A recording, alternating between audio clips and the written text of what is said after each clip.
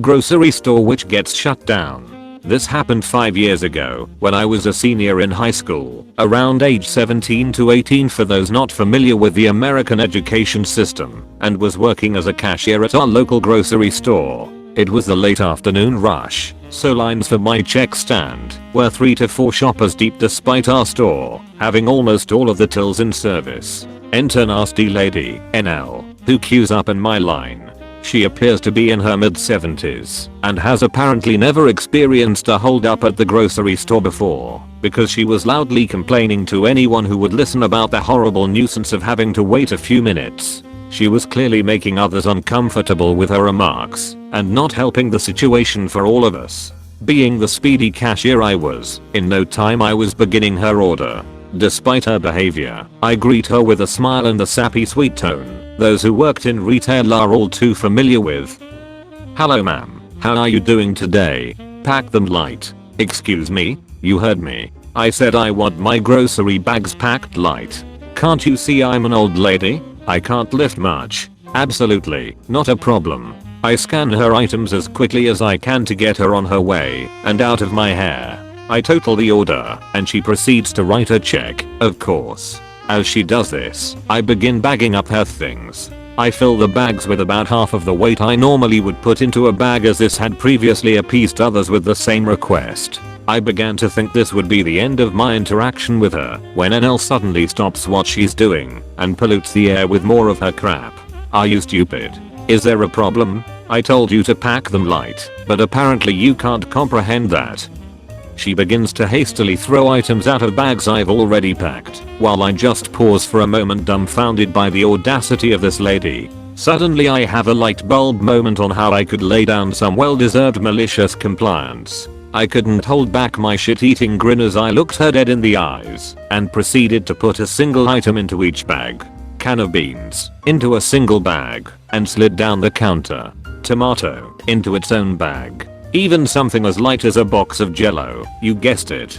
There were 30 to 40 individual bags in her cart when it was all said and done. Through the whole process, nasty lady's gaping jaw was priceless. Truly a rare win for a measly retail worker. I was now genuinely smiling as I handed her the receipt and returned to my sappy sweet tone to wish her a good day. Defeated, nasty lady quickly leaves without another peep. The experience actually made my day and was topped off with a compliment from my next customer for my patience. Why you should always taste the food before you complain. Because some employees don't care if they commit assault on the job. For a bit of context, I work at a Mediterranean restaurant, and during our lunch rush we get so many orders that making everything fresh is impossible, so we use water heaters to keep things warm. One of these is our tomato bisque soup, which is very popular and comes with shredded mozzarella on top.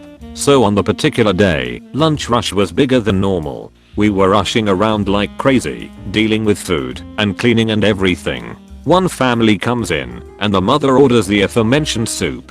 So the girl who's working the cold side of the kitchen, we'll call her Sarah, is filling the cup and in her rush burns herself pretty bad. This soup is fucking hot.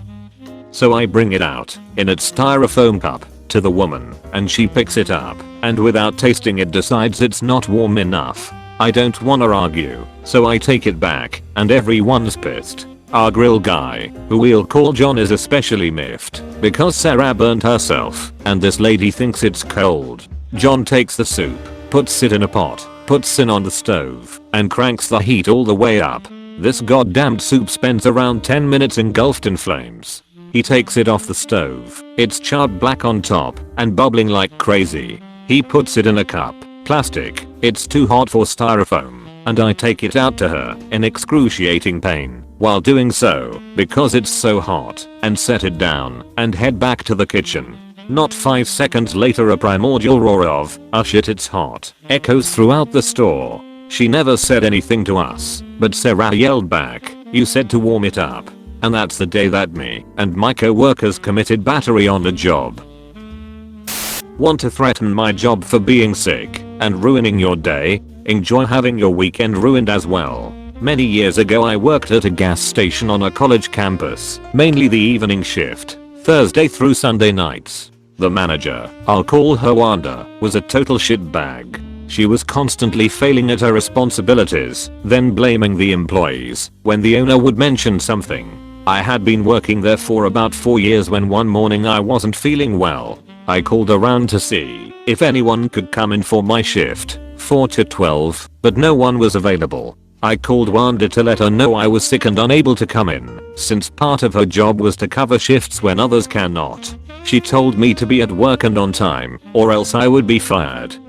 So I took my sick ass up to work, and within an hour I was throwing up.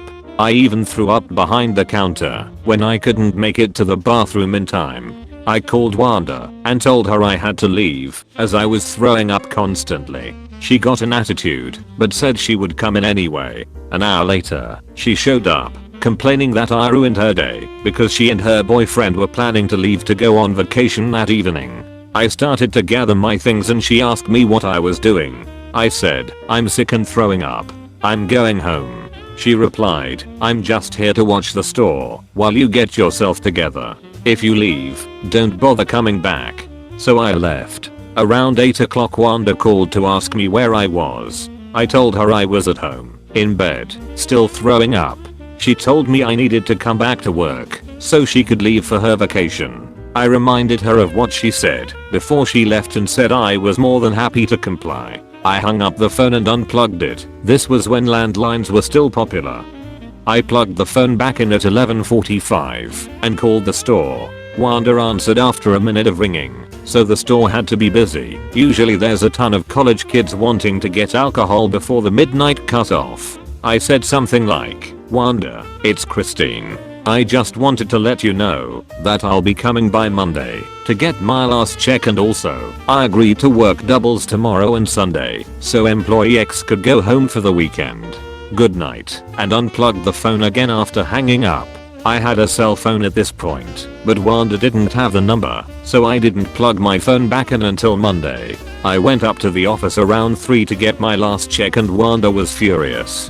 She had worked an entire extra week's worth of hours in one weekend, and she was salaried, so no extra pay. She also got in a lot of trouble when the owner found out what she did, and I was rehired immediately.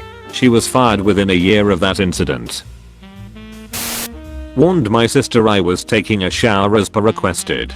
I'm home on spring break, and Saturday night, after we finished watching a movie, I turned on the shower, got ready to get in when it sounds like the KGB were going to break down the bathroom door. I open it expecting my dad to yell at me about something, but it's my teenage sister screaming at me to let her use the bathroom. So I get out, let her use the bathroom. She comes out again, screams at me some more about how I need to let her know when I'm going to take a shower, goes into her room, slams the door. I take my shower. I'm on a college sleep schedule, so I go to bed at 1 AM. So the next night I'm doing some work and I start to get ready for bed around 12. My sister has high school the next morning, so she's in bed.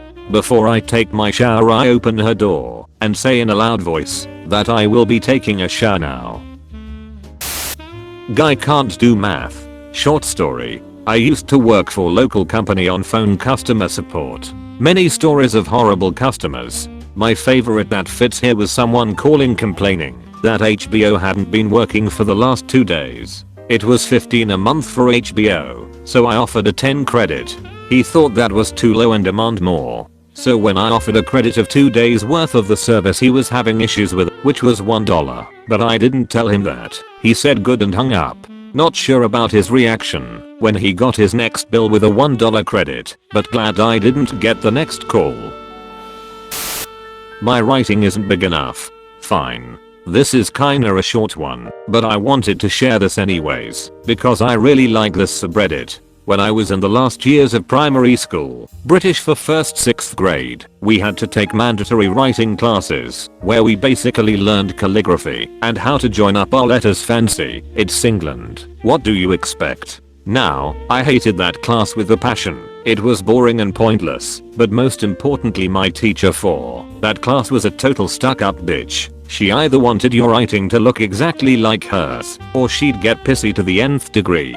But anyways, around the 5th lesson we started to practice getting our letters the same height and the same proportions on a little practice sheet. It was quite an easy task, so I finished it early. When I turned it into the teacher, she looked at it for like 2 seconds before handing me a new blank sheet and telling me my writing wasn't big enough, so I redid it and gave it back to her, only to get the same result. Fed up, I decided to give her what she wanted, big writing. I must use 3 A4 sides of paper to write the 7 sentences using the boldest pen I could find. If I could go back in time to any point in my life I would go to then, just so I could see the gradient between surprise, anger, and acceptance in her eyes. She then gave me the next task to do and refused to acknowledge the mess that she caused.